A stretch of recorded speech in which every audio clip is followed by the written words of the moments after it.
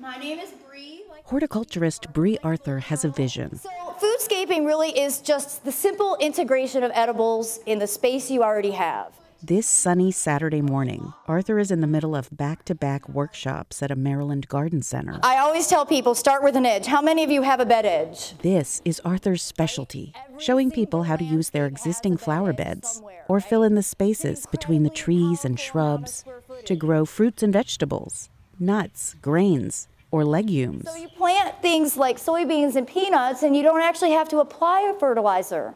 That's a real bonus. I want to see the landscape industry provide something more meaningful than what they currently do. I want to see our knowledge be used to make our communities stronger and more healthy.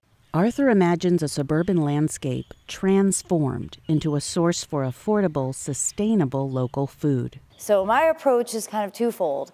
I've got to create the demand, and then I've got to help educate the people who can fulfill it. Today, she's doing both. Showing gardeners how to easily process, store, and enjoy their heirloom tomato yield. And teaching garden center employees how they can think outside the box with products they already sell, suggesting ways their customers can plant crops alongside their flowers. Instead of just something that's low maintenance and blooms in July, maybe now when they see somebody picking that up this spring, they'll say, you know, you could also grow an heirloom tomato with it.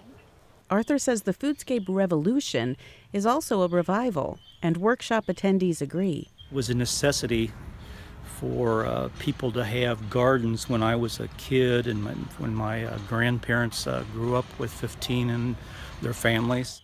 Arthur says that practicality can nourish a new generation of kids, like her neighbors, a single mom with twins.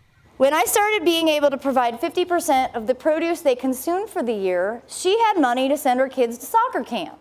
What if every fourth house in my neighborhood was managed like this? How does that ultimately change their health and wellness because they're suddenly eating a better diet? Arthur believes cultivating food through her garden landscape fusion benefits her customers and her industry. Because I don't think that we live in a society where people are all of a sudden going to learn how to grow their own food. But they might hire somebody to do that for them. We can all play a role in community-based food production, one tomato plant at a time.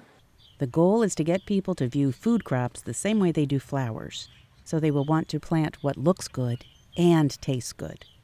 Bronwyn Benito, VOA News, Davidsonville, Maryland.